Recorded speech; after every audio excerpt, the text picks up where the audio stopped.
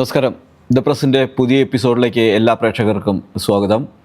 4 പത്രങ്ങൾ, 3 പത്രങ്ങളും ഒരു പേപ്പറുമാണ് ഇന്ന് വിശകലനത്തിനായി എടുക്കുന്നത്. എല്ലാത്തിൻ്റെയും ഏറ്റവും പ്രധാനപ്പെട്ട വാർത്തയായി നൽകിയിരിക്കുന്നത് ഇന്നലെ SIRൻ്റെ പ്രവർത്തനത്തിൽ ഏർപ്പെട്ടിരുന്ന ഒരു BLOയുടെ ആത്മഹത്യയുമായി ബന്ധപ്പെട്ടുള്ള വാർത്ത തന്നെയാണ്. മാതൃഭൂമിയിലായാലും സിറാജിലായാലും ഗൾഫ് മാധ്യമത്തിലായാലും ഏറ്റവും പ്രധാനപ്പെട്ട വാർത്തയായി നൽകിയിരിക്കുന്നത് അതുതന്നെയാണ്. ജോലി സമ്മർദ്ദം ജീവനെടുത്തു എന്നാണ് ഗൾഫ് മാധ്യമം അതിനെ തലക്കെട്ട് നൽകിയിരിക്കുന്നത്. അതേസമയം ജോലിഭാരം താങ്ങാനാവാതെ BLO ജീവനൊടുക്കിയെന്നാണ് സിറാജ് നൽകിയിരിക്കുന്നത്. മാതൃഭൂമിയാകട്ടെ സർ SIR എന്നുള്ളത് ഇംഗ്ലീഷിൽ എഴുതിയൊരു കോമയിട്ട് സർ ഒരു ജീവൻ പോയി എന്ന രീതിയിൽ വാർത്ത നൽകിയിരിക്കുന്നു. BLO അനീഷ് ജോർജാണ് ഇന്നലെ സ്വയം ജീവനെടുത്തത്. അദ്ദേഹത്തിൻ്റെ അച്ഛൻ സഹോദരിയും മാധ്യമങ്ങളോട് സംസാരിക്കുന്നതിൻ്റെ പടവും മാതൃഭൂമി നൽകിയിട്ടുണ്ട്. മാധ്യമവും അദ്ദേഹത്തിൻ്റെ മൃതദേഹത്തിൻ്റെ പടമാണ് നൽകിയിരിക്കുന്നത്. മാതൃഭൂമി പടം ഫ്രണ്ട് പേജിൽ തന്നെ നൽകിയിട്ടുണ്ട്. ഒപ്പം ഡൽഹി സ്ഫോടനവുമായി ബന്ധപ്പെട്ട് ചാവേർ ആരാണ് എന്നുള്ളതിൻ്റെ ചാവേർ ഉമറിൻ്റെ കൂട്ടാളി അറസ്റ്റിൽ. ചാവേർ ആയിരുന്നത് അദ്ദേഹത്തിൻ്റെ കൂട്ടാളി ഒരാൾ അറസ്റ്റിൽ ആയി എന്ന വാർത്ത മാതൃഭൂമിയും അതുപോലെ തന്നെ സിറാജും പ്രധാനപ്പെട്ട വാർത്തയായി 1-ാം പേജിൽ തന്നെ നൽകിയിരിക്കുന്നു.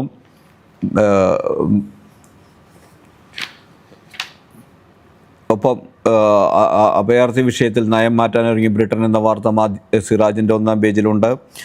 നാട്ടുവോട്ട് എന്ന പേരിൽ പഞ്ചായത്ത് തെരഞ്ഞെടുപ്പുമായി ബന്ധപ്പെട്ടുണ്ടാകുന്ന തർക്കങ്ങളും അസ്വാരസ്യങ്ങളും തീരാത്ത മുന്നണികൾ എന്ന പേരിൽ ഒരു വാർത്ത, ഒരു ബോക്സ് പ്രത്യേക വാർത്തയായി തന്നെ ആത്മഹത്യ, വിമത ഭീഷണി, പ്രാദേശിക വികാരം, തർക്കങ്ങളും അസ്വാരസ്യങ്ങളും തീരാത്ത മുന്നണികൾ എന്ന പേരിൽ ഒരു രാജ്യപ്രഖ്യാപനമായി നേതാക്കൾ എന്ന രീതിയിൽ ഒരു വാർത്ത സിറാജിൻ്റെ 1-ാം പേജിൽ തന്നെ നൽകിയിരിക്കുന്നു. നമുക്ക് ഏറ്റവും പ്രധാനപ്പെട്ട വാർത്തയായ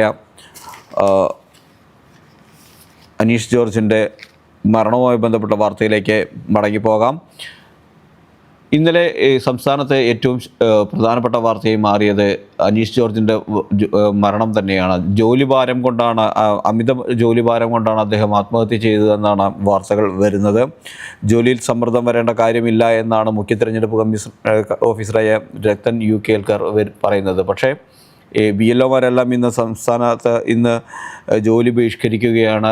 SIR ആദ്യം ഡിസംബർ 4-നാണ് അവരോട് എല്ലാം പത്രികകളെല്ലാം സമർപ്പിക്കേണ്ട ദിവസമായി നൽകിയിരുന്നത്. അതായത് എല്ലാ വീടുകളിലും 2-3 തവണ പോകേണ്ടതുണ്ട്. ഈ പോയതിന് ശേഷം തിരികെ ആ പേപ്പറുകളെല്ലാം നൽകാൻ അവരോട് പറഞ്ഞിരുന്നത് ഡിസംബർ 4 എന്നാൽ പെട്ടെന്ന് നൽകണമെന്ന് ആവശ്യപ്പെട്ടു എന്ന തരത്തിലുള്ള വാർത്തകളെല്ലാം തന്നെ വരുന്നുണ്ട്. അനീഷ് ജോർജിൻ്റെ കാര്യത്തിൽ അനീഷ് ജോർജിന് പാർട്ടി ഗ്രാമങ്ങളിലായിരുന്നു അദ്ദേഹത്തിന് ജോലി ചെയ്യേണ്ടിയിരുന്നത്. അവിടേക്ക് CPM അടക്കമുള്ള പാർട്ടികൾ ഇതിനെ എതിർത്തുകൊണ്ടിരിക്കുന്ന പശ്ചാത്തലത്തിൽ SIRന് വേണ്ടി അദ്ദേഹത്തിന് അങ്ങോട്ട് ചെല്ലാൻ സാധിച്ചിരുന്നില്ല എന്ന തരത്തിലുള്ള വാർത്തകൾ പുറത്തു വരുന്നു. അങ്ങനെ ജോലി സമ്മർദ്ദം പലതരത്തിൽ, ഇത് 2 തരത്തിലാണ്. ചുവപ്പ്, പിങ്ക് ഗണത്തിൽപ്പെടുത്തി ഈ ജീവനക്കാരെ BLOമാരെ ഉൾപ്പെടുത്തിയിരുന്നു. ആരെല്ലാം അവരുടെ പ്രവർത്തനം നോക്കിക്കൊണ്ട് അവർക്ക് ചുവപ്പ്, പിങ്ക് ഗണത്തിൽ ഉൾപ്പെടുത്തിയതായിരുന്നു. ഈ ഗണത്തിലായിരുന്നു അനീഷ് ജോർജും ഉണ്ടായിരുന്നത്. അതാണ് ജോലി സമ്മർദ്ദം സഹിക്കവയ്യാതെ അദ്ദേഹം കഴിഞ്ഞ കുറച്ച് ദിവസമായി വല്ലാത്ത സമ്മർദ്ദത്തിലായിരുന്നു എന്നാണ് അനീഷ് ജോർജിൻ്റെ പിതാവ് പറയുന്നത്. ആത്മഹത്യയുമായി ബന്ധപ്പെട്ട് ഏതെങ്കിലും വ്യക്തിക്കോ അല്ലെങ്കിൽ ഏതെങ്കിലും സമൂഹത്തിനോ സംഘടനയ്ക്കൊന്നും ബന്ധമില്ല. അദ്ദേഹത്തിന് ജോലി സമ്മർദ്ദം അതീവമായി ഉണ്ടായിരുന്നു എന്നാണ് മരണകാരണമായി അദ്ദേഹം പറയുന്നത്. ഇനി അദ്ദേഹം കുന്നൂരു AUP സ്കൂളിലെ ഓഫീസ് അസിസ്റ്റൻ്റ് ആയിരുന്നു. അതുപോലെ തന്നെ കാങ്കോൽ ആലിപ്പടമ്പ ഗ്രാമപഞ്ചായത്തിലെ BLO ആയിട്ടാണ് അദ്ദേഹം പ്രവർത്തിച്ചിരുന്നത്. ഇനി കേരളത്തിൽ മാത്രമാണോ ഇത്തരത്തിലൊരു BLO ആത്മഹത്യ ചെയ്തിരിക്കുന്നത് എന്ന് ചോദിച്ചു കഴിഞ്ഞാൽ അല്ല. അങ്ങ് രാജസ്ഥാനിലും ഒരു BLO ആത്മഹത്യ ഉണ്ടായിട്ടുണ്ട് എന്നാണ് വാർത്തകൾ വരുന്നത്. ജയ്പൂരിൽ ജോലി സമ്മർദ്ദത്തിൽ രാജസ്ഥാനിൽ BLO ആയിരുന്ന ഹൈസ്കൂൾ അധ്യാപകൻ കൂടിയായ മുകേഷ് ജുങ്കിത് ആണ് 45 വയസ്സാണ് ആത്മഹത്യ ചെയ്തത്. അനീഷ് ജോർജിൻ്റെ വയസ്സ് 44 ഏതാണ്ട് ഒരേ പ്രായമുള്ളവർ തന്നെയാണ് ആത്മഹത്യ ചെയ്തിരിക്കുന്നത്. ബംഗാളിലും ഇതുപോലെ തന്നെ സമ്മർദ്ദം സഹിക്കവയ്യാതെ ആളുകൾ ആത്മഹത്യ ശ്രമം നടത്തുക ഉണ്ടായിട്ടുണ്ട്, അല്ലെങ്കിൽ അത്തരത്തിലുള്ള സമ്മർദ്ദങ്ങളുമായി ജോലി സമ്മർദ്ദം ഈ SIR-മായി ബന്ധപ്പെട്ട് നേരിടുന്നു എന്നതാണ് വാർത്തകൾ വരുന്നുണ്ട്. സംസ്ഥാന വ്യാപകമായല്ല, ഇന്ന് പണിമുടക്കുന്ന സംസ്ഥാന വ്യാപകമാണ്, എന്നാൽ രാജ്യവ്യാപകമായി തന്നെ BLO-മാർക്ക് വലിയ പ്രഷർ ഇക്കാര്യത്തിൽ ഉണ്ടാകുന്നുണ്ട് എന്നാണ് നമുക്ക് ഈ വാർത്തകളെല്ലാം തന്നെ പരിശോധിക്കുമ്പോൾ മനസ്സിലാകുന്ന കാര്യം. ഇനി നമുക്ക് ഏറ്റവും പ്രധാനപ്പെട്ട വാർത്തകളിലൊന്നായി ഒന്നാം പേജിൽ തന്നെ നൽകിയിരിക്കുന്നത് ചാവേർ ഉമറിൻ്റെ കൂട്ടാളി അറസ്റ്റിലായിരിക്കുന്നു എന്നാണ്.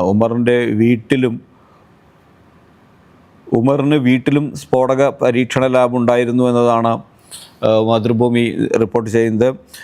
മദർ ഓഫ് സാത്താൻ എന്നറിയപ്പെടുന്ന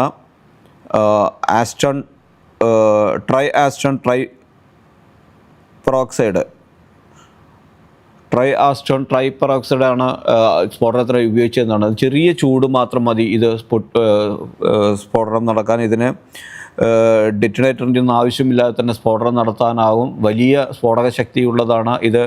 മുമ്പ് മാഞ്ചസ്റ്ററിലും അതുപോലെ തന്നെ ബാഴ്സലോണയിലും 2017 സ്ഫോടനങ്ങളിൽ ഉപയോഗിച്ചിരിക്കുന്നതാണ്. മദർ ഓഫ് സാത്താൻ എന്നാണ് അറിയപ്പെടുന്നത്. ആ ഒരു രാസവസ്തു അദ്ദേഹം ലാബിൽ തന്നെ ഉണ്ടാക്കിയെടുത്ത് കൊണ്ടുവരികയായിരുന്നു എന്നാണ് പോലീസിൻ്റെ കണ്ടെത്തൽ. രാജ്യത്ത് നടുക്കിയ ചെങ്കോട്ട സ്ഫോടനത്തിൽ അങ്ങനെ കഴിഞ്ഞ ദിവസം 4 പേരെ കസ്റ്റഡിയിലെടുത്തിരുന്നു. ആ കസ്റ്റഡിയിലെടുത്തതിൽ 3 പേരെ വിട്ടു. എന്നാൽ ഉമറിൻ്റെ കൂട്ടാളിയായ ഒരാൾ അറസ്റ്റിലായി. ഇതിൽ ഇടയിൽ ഒരാൾ ഈ അറസ്റ്റിലായ ഒരാൾ മൊഴി നൽകിയത് അദ്ദേഹത്തോട് ഉമർ ചാവേറാകാൻ ആവശ്യപ്പെട്ടിരുന്നു എന്നതാണ്. കഴിഞ്ഞ 1 വർഷത്തിലേറെയായി ചാവേറാകാനുള്ള ആളുകളെ അന്വേഷിച്ച് ഉമർ നടക്കുകയായിരുന്നു എന്നും അന്വേഷണ സംഘത്തിനെ കോട്ട് ചെയ്തുകൊണ്ട് പത്രങ്ങൾ റിപ്പോർട്ട് ചെയ്തിട്ടുണ്ട്. വലിയ ഒരു സ്ഫോടനം തന്നെയാണ് ഡൽഹിയിൽ ഉണ്ടായത്. അതിൻ്റെ ചുരുളുകൾ അഴിയുന്നതേയുള്ളൂ. ഇനി ദേശാഭിമാനിയുടെ 1-ാം പേജ് നോക്കുകയാണെങ്കിൽ ഗൾഫ് ദേശാഭിമാനിയുടെ 1-ാം പേജിലുള്ളത് റിയാദ് സീസൺ 35 ദിവസം 30 ലക്ഷത്തിലധികം സന്ദർശകർ എത്തി എന്നതാണ് ഗൾഫ് ദേശാഭിമാനിയുടെ 1-ാം പേജിലെ വാർത്ത. 6ാമത് റിയാദ് സീസൺ ആരംഭിച്ച് 35 ദിവസങ്ങൾക്കകം 30 ലക്ഷത്തിലധികം പേർ സന്ദർശകരെ ആകർഷിച്ച് റെക്കോർഡ് നേട്ടം സ്വന്തമാക്കിയെന്നാണ്. വിനോദവും സാംസ്കാരികവും കായികം തുടങ്ങിയ മേഖലകളെ ഏകീകരിച്ച് സംസ്ഥാനത്തെ ആഗോള വിനോദ കേന്ദ്രമായി മാറ്റുന്നതിനാണ് സൗദി സീസൺസ് പദ്ധതിയുടെ ഭാഗമായിട്ട് 2019 ഇത് തുടങ്ങിയത്. റിയാദ് സീസൺ ആരംഭിച്ചത്. ആ റിയാദ് സീസണിൽ റെക്കോർഡ് ആളുകൾ എത്തി എന്ന വാർത്തയാണ് നൽകിയിരിക്കുന്നത്. പിന്നെ പ്രധാനപ്പെട്ട വാർത്തയായി നൽകിയിരിക്കുന്നത് ജിദ്ദയിൽ ആഡംബര ഹോട്ടലുകൾ നിർമ്മിക്കാൻ കരാറുകൾ ഒപ്പുവെച്ചു എന്ന റിയാദിൽ നിന്നുള്ള വാർത്തയും 1-ാം പേജിൽ തന്നെ ഇടം പിടിക്കുന്നു. കൊലയാളി മാഫിയ എന്ന പേരിൽ ആനന്ദിൻ്റെ മരണം, അത് കേരളത്തിൽ നിന്നുള്ള വാർത്തയാണ്. ഇത് തന്നെയാണ് കേരളത്തിലെ പത്രങ്ങളിൽ ഏറ്റവും പ്രധാനപ്പെട്ട വാർത്തയായി ദേശാഭിമാനി നൽകിയിരിക്കുന്നത്. കൊലയാളി മാഫിയ, അതായത് BJP RSS പ്രവർത്തകനായ ആനന്ദിൻ്റെ കൊലപാതകമാണ്. ആ വാർത്ത RSSന് വേണ്ടി 2 പതിറ്റാണ്ട് പണിയെടുത്തു, നേതൃത്വം കണക്കിലെടുത്തില്ല എന്ന ആനന്ദിൻ്റെ ഫോൺ സംഭാഷണം സംബന്ധിച്ച് സിറാജും 1-ാം പേജിൽ തന്നെ വാർത്ത നൽകിയിട്ടുണ്ട്. നമുക്ക് ഉൾപേജുകളിലേക്ക് പോകാം. ഉൾപേജുകളിലേക്ക് പോകുമ്പോൾ ഗൾഫ് മാധ്യമത്തിൻ്റെ ഉൾപേജിലുള്ളത് ഷാർജ പുസ്തകോത്സവത്തിൻ്റെ പ്രൗഢമായ സമാപനം എന്ന രീതിയിലുള്ള വാർത്തയുണ്ട്. ഇന്നലെയാണ് സമാപനമുണ്ടായത്. അതുപോലെ തന്നെ ഹോണിന് അമിത ശബ്ദം വേണ്ട, പിടിവീഴും. ഇനി വാഹനങ്ങളുടെ ഹോണിന് അമിത ശബ്ദമുണ്ടെങ്കിൽ അത് പിടിക്കാനും 2000 ദിർഹം പിഴ ചുമത്താനും ചുമത്തുമെന്നാണ് ദുബായ് പോലീസ് അറിയിച്ചിരിക്കുന്നത്. ശബ്ദ റഡാർ നോയ്സ് റഡാർ കൂടുതൽ ഇടങ്ങളിലേക്ക് സ്ഥാപിക്കാനും ഇവർ തീരുമാനിച്ചിരിക്കുന്നു എന്ന വാർത്ത 2-ാം പേജിൽ ഗൾഫ് മാധ്യമം നൽകിയിരിക്കുന്നു. ദുബൈയിലെ വെർട്ടി പോർട്ടിൻ്റെ നിർമ്മാണം 60% പൂർത്തിയായി എന്ന വാർത്തയും 3-ാമത്തെ പേജിലായി മാധ്യമം നൽകിയിട്ടുണ്ട്. മാതൃഭൂമിയുടെ ഉൾപേജിലേക്ക് പോവുകയാണെങ്കിൽ ഗൾഫ് വ്യോമയാന മേഖലയിൽ 20 വർഷത്തിനകം 2.65 ലക്ഷത്തിലേറെ തൊഴിലവസരങ്ങളുണ്ടായി എന്ന വാർത്തയാണ് നൽകിയിരിക്കുന്നത്. ദുബായ് എയർ ഷോ ഇന്ന് ആരംഭിക്കുകയാണ്.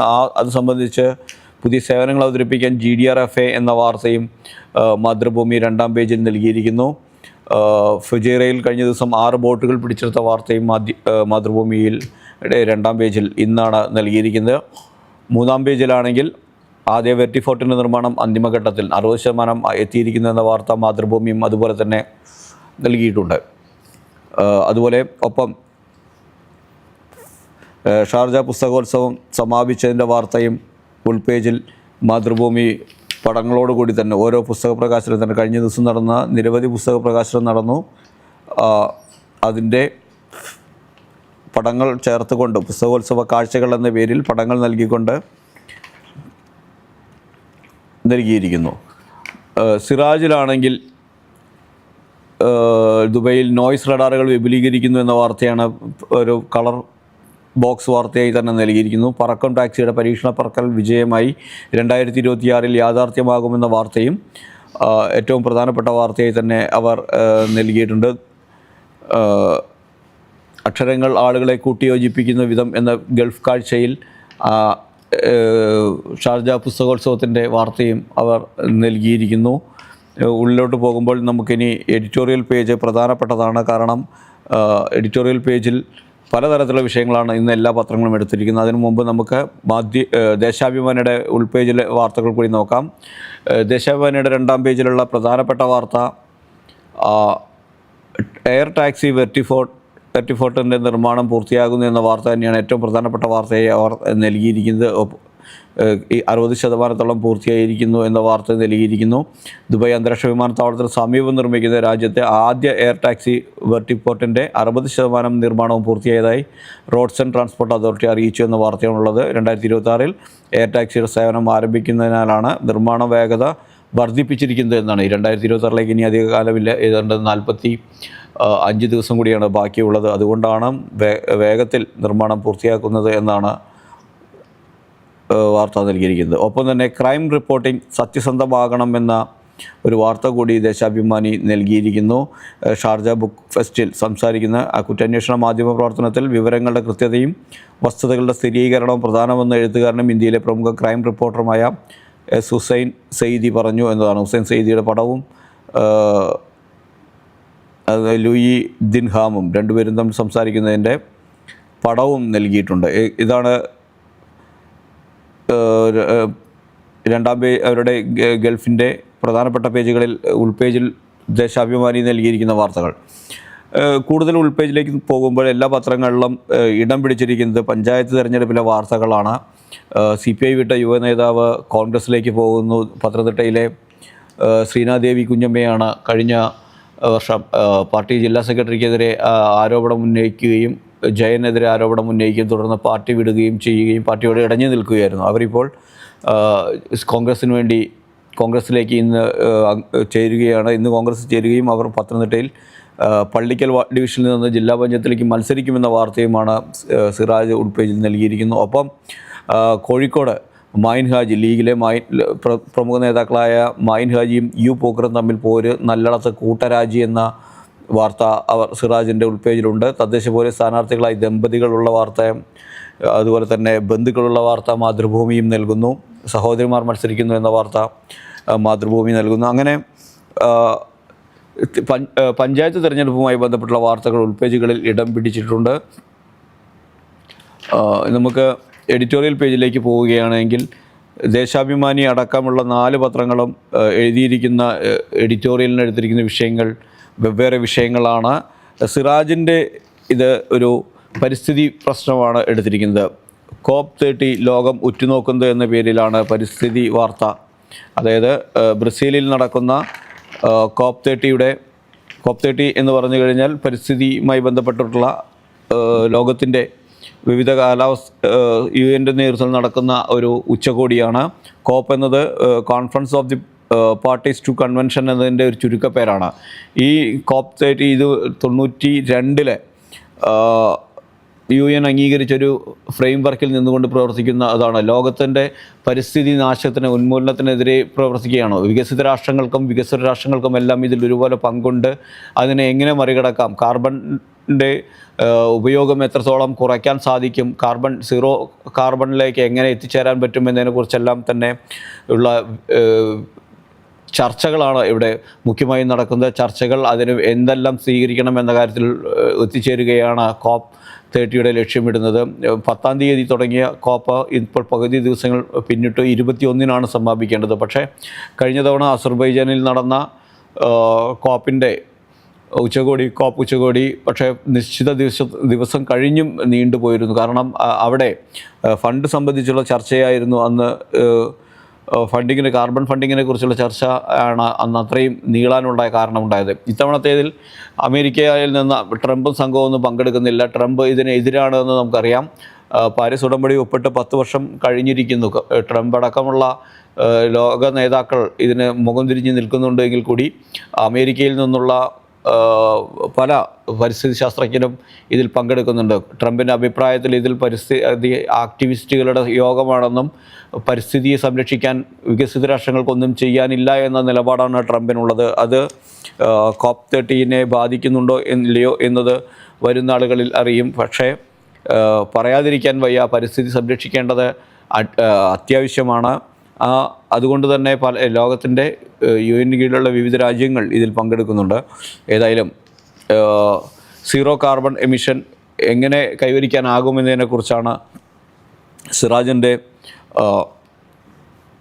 മുഖപ്രസംഗത്തിൽ പറയുന്നത്. മാതൃഭൂമിയാണെങ്കിൽ സംസ്ഥാന പോലീസിൻ്റെ സമ്മർദ്ദത്തെക്കുറിച്ചാണ് ഇത്തവണ എഡിറ്റോറിയൽ എഴുതിയിരിക്കുന്നത്. തേനും പാലും ഇല്ലാതെ പോലീസ് എന്ന പേരിലാണ് എഴുതിയിരിക്കുന്നത്. പോലീസുകാർക്കിടയിലുള്ള ജോലി സമ്മർദ്ദം, തുടർന്ന് അവരുടെ ഇടയിലുണ്ടാകുന്ന ആത്മഹത്യ പ്രേരണയും ആത്മഹത്യയും എല്ലാം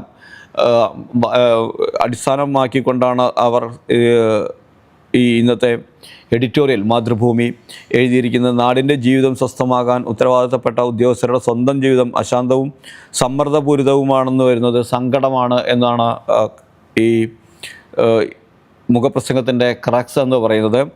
പല ഉദാഹരണങ്ങളും എഴുതിയിട്ടുണ്ട്. കഴിഞ്ഞ ദിവസം ഉണ്ടായ ഒരു പോലീസ് ഉദ്യോഗസ്ഥൻ്റെ ആത്മഹത്യ അടക്കമുള്ളവ ചൂണ്ടിക്കാട്ടിയാണ്. പാലക്കാട് ചെർപ്പളശ്ശേരിയിലാണ് കഴിഞ്ഞ ദിവസം ബിനു തോമസ് എന്ന പോലീസുകാരൻ ആത്മഹത്യ ചെയ്തത്. അദ്ദേഹത്തിന് റിട്ടയർ ചെയ്യാൻ ഇനി 4 വർഷം കൂടെ ഉണ്ടായിരുന്നുള്ളൂ. എന്നിട്ടും അദ്ദേഹം ആത്മഹത്യ ചെയ്യുകയായിരുന്നു. അത്രയും ജോലി സമ്മർദ്ദമുണ്ട്. പല പോലീസുകാരും 4 മണിക്കൂറും 5 മണിക്കൂറും എല്ലാമാണ് ഉറങ്ങുന്നത്. തികച്ച് ആവശ്യമായ രീതിയിലുള്ള ഉറക്കം പോലും ഇവർക്കാർക്ക് ലഭിക്കുന്നില്ല എന്നതുകൊണ്ട് ചൂണ്ടിക്കാട്ടിയാണ് ജോലി സമ്മർദ്ദത്തിൻ്റെ കാര്യങ്ങൾ പറയുന്നത്. സംസ്ഥാനത്തെ കഴിഞ്ഞ ദിവസം അത്തരത്തിലൊരു പഠനം നടത്തിയിരുന്നു. ആ പഠനത്തിൻ്റെ റിപ്പോർട്ട് കഴിഞ്ഞ ദിവസം മാതൃഭൂമി പുറത്തുവിടുകയും ചെയ്തിരുന്നു. ആ റിപ്പോർട്ടിൻ്റെ കൂടി അടിസ്ഥാനത്തിലാണ് മാതൃഭൂമി ഇന്ന് എഡിറ്റോറിയലിന് ഈ വിഷയം തന്നെ തിരഞ്ഞെടുത്തത്.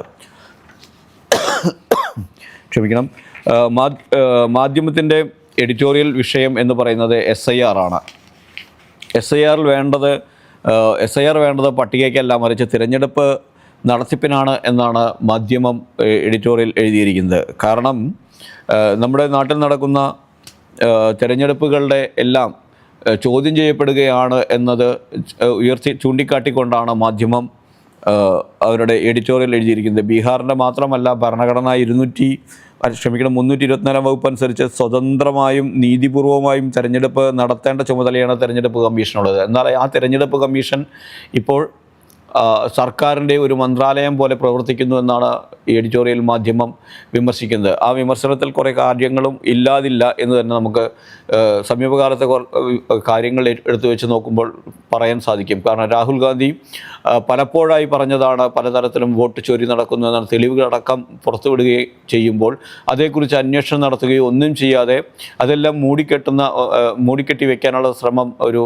ത്വരയാണ് തിരഞ്ഞെടുപ്പ് കമ്മീഷൻ്റെ ഭാഗത്തുനിന്നുണ്ടാകുന്നത്. അതുകൊണ്ടാണ് അതിനിടയിൽ SIR നടക്കുന്നു. SIR നടക്കുമ്പോൾ പലപ്പോഴും അർഹരായ പലരും പട്ടികയ്ക്ക് പുറത്തു പോകുന്നു. അതേസമയം തിരഞ്ഞെടുപ്പാണെങ്കിൽ ഏറ്റവും കളങ്കിതമായി നടക്കുകയും ചെയ്യുന്നു എന്നതാണ് മാധ്യമം എഡിറ്റോറിയലിലൂടെ ചൂണ്ടിക്കാട്ടിയിരിക്കുന്നത്. അതുകൊണ്ട് തന്നെ പട്ടികയ്ക്കല്ല SIR വേണ്ടത്, തിരഞ്ഞെടുപ്പ് നടത്തിപ്പിനാണ് വേണ്ടത് എന്ന് മാധ്യമം അവരുടെ എഡിറ്റോറിയലിൽ ചൂണ്ടിക്കാട്ടുകയാണ്. വോട്ടിംഗ് പ്രക്രിയയിലുമുണ്ട് പ്രശ്നങ്ങളെന്ന് പറഞ്ഞുകൊണ്ടാണ് അവർ ഇത് ഉന്നയിച്ചിരിക്കുന്നത്.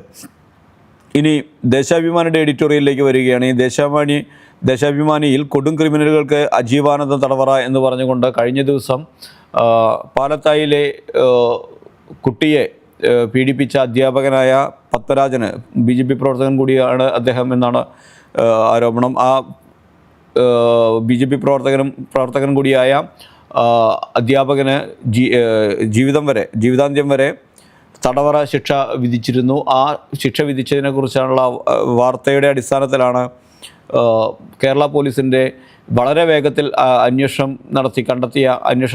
അന്വേഷണം പൂർത്തിയാക്കി കുറ്റപത്രം സമർപ്പിച്ച് ശിക്ഷ നേടിക്കൊടുത്ത സംഭവം എല്ലാം ചൂണ്ടിക്കാട്ടിക്കൊണ്ട് കേരള പോലീസ് ഇത്തരത്തിൽ നിരവധി കാര്യങ്ങൾ ചെയ്തിട്ടുണ്ട്. ജിഷ വധക്കേസിലെ പ്രതി അമീറുൽ ഇസ്ലാമിനെ പിടികൂടിയത്, ആലുവയിലെ പിഞ്ചുകുഞ്ഞിനെ പീഡിപ്പിച്ച് ചാക്കിൽ കെട്ടി ഉപേക്ഷിച്ച പ്രതിയെ വേഗത്തിൽ പിടികൂടിയത് അടക്കമുള്ള കാര്യങ്ങൾ ചൂണ്ടിക്കാട്ടിക്കൊണ്ട് കേരള പോലീസിന് ഏറ്റവും ശക്തമായ രീതിയിൽ ഏറ്റവും വേഗത്തിൽ പ്രവർത്തിക്കുന്ന ഒരു പോലീസ് ഫോഴ്സാണ് എന്ന രീതിയിലുള്ള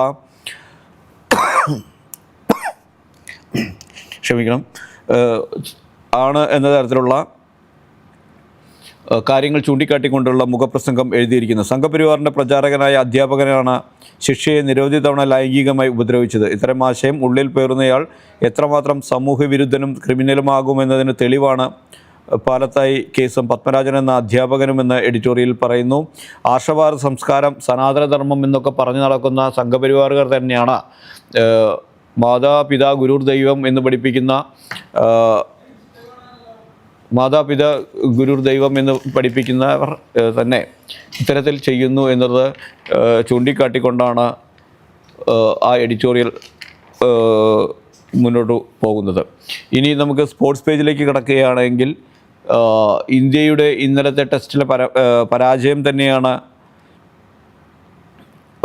ഏറ്റവും പ്രധാനപ്പെട്ട വാർത്തയായി എല്ലാവരും നൽകിയിരിക്കുന്നത്. തിരിഞ്ഞുകുത്തി എന്നാണ് സിറാജ് അതിന് തലക്കെട്ട് നൽകിയിരിക്കുന്നത്. ഈഡൻ ഗാർഡൻസിൽ ഒരു കറക്കി ഇടാൻ വേണ്ടി സ്പിന്നിങ് വിക്കറ്റ് തയ്യാറാക്കി ദക്ഷിണാഫ്രിക്കയെ തോൽപ്പിക്കാമെന്ന് കരുതിയ ഇന്ത്യയെ ദക്ഷിണാഫ്രിക്ക എറിഞ്ഞിടുന്ന കാഴ്ചയാണ് കണ്ടത്. ഒന്നാം ഇന്നിങ്സിലെ 30 റൺസിൻ്റെ ലീഡ് നേടിയ ഇന്ത്യ അവസാനം പരാജയം രുചിച്ചത് 30 റൺസിനായിരുന്നു എന്നത് ഇന്ത്യ സ്പിന്നർമാരെ വെച്ചുകൊണ്ട് അത് നേടുമെന്നാണ്, ഇന്ത്യ വിജയിക്കുമെന്നാണ് കരുതിയത് എങ്കിൽ നേരെ തിരിച്ച് സംഭവിച്ചു എന്നതാണ് ഏറ്റവും ശ്രദ്ധേയം. അതിന് തിരിഞ്ഞുകുത്തി എന്നാണ് സിറാജ് തലക്കെട്ട് എഴുതിയത്. ഹാമർ ത്രോ എന്ന് മാതൃഭൂമി അതിനെ എഴുതിയിരിക്കുന്നു. ഹാമറാണ് 8 വിക്കറ്റ് വീഴ്ത്തിയത്. 2 ഇന്നിങ്സിലായി 8 വിക്കറ്റ്, 51 റൺസിന് 8 വിക്കറ്റാണ് ഹാമർ വീഴ്ത്തിയത്. 4 വിക്കറ്റ് വീതം 2 ഇന്നിങ്സിലും വീഴ്ത്തി. അപ്പോൾ ഹാമർ ത്രോ എന്ന പേരിൽ ഇതിന് തലക്കെട്ട് മാതൃഭൂമി നൽകിയിരിക്കുന്നു. അതേസമയം മാധ്യമം ആകട്ടെ കുഴിപ്പിച്ച് കിടത്തി എന്നാണ്. കുളിപ്പിച്ച് കിടത്തി എന്നുള്ളതിന് പകരം കുഴിപ്പിച്ച് കിടത്തി എന്നാക്കി. കൊൽക്കത്ത ടെസ്റ്റിൽ ട്വിസ്റ്റ്, ഇന്ത്യക്ക് 30 റൺസ് തോൽവി. ഇന്ത്യ വിക്കറ്റ് തയ്യാറാക്കിയത് കുഴിപ്പിച്ചാണ്. കുഴി വീണ് പന്ത് സ്പിൻ ചെയ്യുന്ന വിക്കറ്റ് ഉണ്ടാക്കി ദക്ഷിണാഫ്രിക്കയെ വീഴ്ത്താമെന്ന് കരുതിയപ്പോൾ അതേ പിച്ച് ഇന്ത്യക്ക് കുഴിയായി മാറി എന്നതാണ്. ഇന്ത്യയെ കുളിപ്പിച്ച് കിടത്തി എന്നതിന് പകരം കുഴിപ്പിച്ച് കിടത്തി എന്നാക്കി വാർത്ത നൽകിയിരിക്കുന്നു. പോർച്ചുഗൽ ലോകകപ്പിന് വരുമ്പോൾ ചരിത്രത്തിലേക്ക് ക്രിസ്ത്യാനോ എന്ന വാർത്ത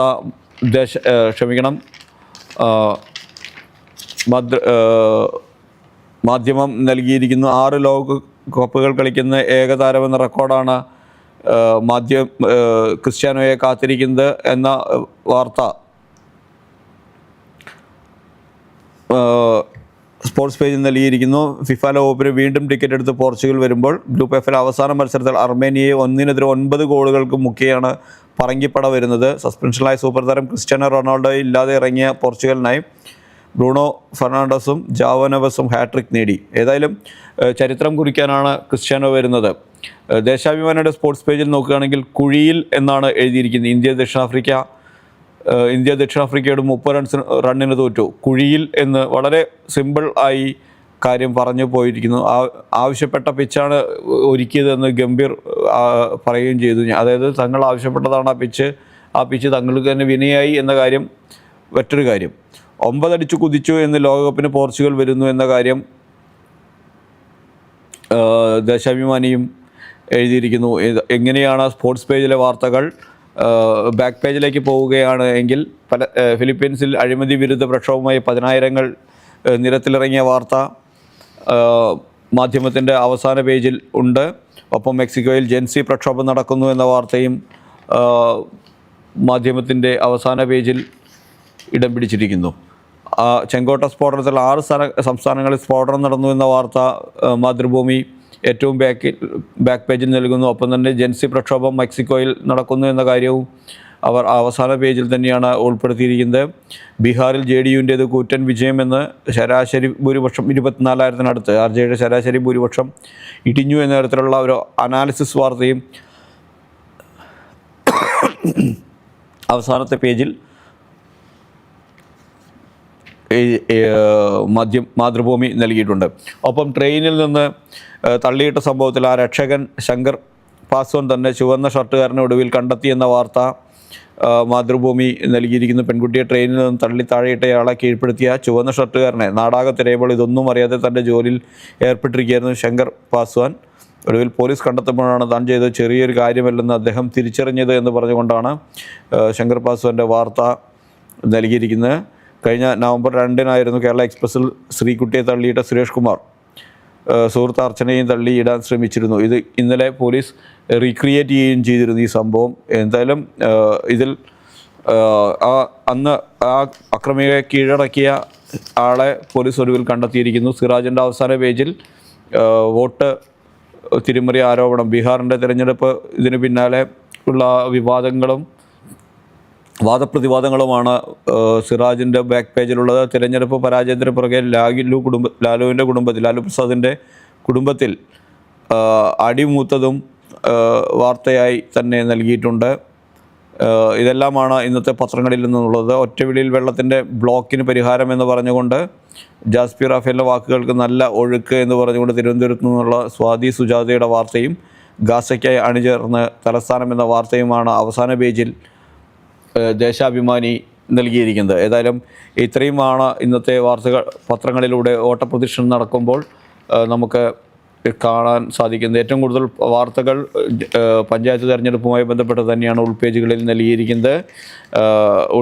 ഇനിയുള്ള ദിവസങ്ങൾ പഞ്ചായത്ത് തെരഞ്ഞെടുപ്പിന് വീറും വാശിയും കൂടുന്നു എന്നതിനാൽ തന്നെ വാർത്തകളിലും അതിൻ്റെ വീറും വാശിയും പ്രകടവുമായിരിക്കും എന്ന കാര്യത്തിൽ സംശയമില്ല. ഏതായാലും ഒരു കാര്യം പറഞ്ഞ് അവസാനിപ്പിക്കുകയാണ്. ഇന്നലെ ജോലി സമ്മർദ്ദം മൂലം അനീഷ് ജോർജ് സ്വയം ജീവനൊടുക്കി. ആത്മഹത്യ ഒന്നിനും പരിഹാരമല്ല എന്ന കാര്യം ഞങ്ങൾ ഓർമ്മിപ്പിക്കുകയാണ്. പ്രേക്ഷകരെയും എല്ലാവരെയും ഞങ്ങൾ ഓർമ്മിപ്പിക്കുകയാണ്. അത്തരത്തിൽ എന്തെങ്കിലും തരത്തിലുള്ള മാനസിക സമ്മർദ്ദങ്ങൾ നിങ്ങൾ അനുഭവിക്കുന്നുണ്ടെങ്കിൽ അതൊരു മനോരോഗ വിദഗ്ധനെയോ അല്ലെങ്കിൽ ഒരു ക്ലിനിക്കൽ സൈക്കോളജിസ്റ്റിനെയോ കാണുക എന്നതും കൗൺസിലിങ്ങിന് വിധേയമാവുക എന്നതാണ് ചെയ്യേണ്ടത്. ജീവനെടുക്കുക അല്ലെങ്കിൽ ആത്മഹത്യ ഒന്നിനും ഒരു പരിഹാരമല്ല എന്ന് ഒരിക്കൽ കൂടി ഓർമ്മിപ്പിച്ചുകൊണ്ട് ഇന്നത്തെ ദ പ്രസിൻ്റെ എപ്പിസോഡ് ഇവിടെ അവസാനിപ്പിക്കുകയാണ്. നന്ദി, നമസ്കാരം.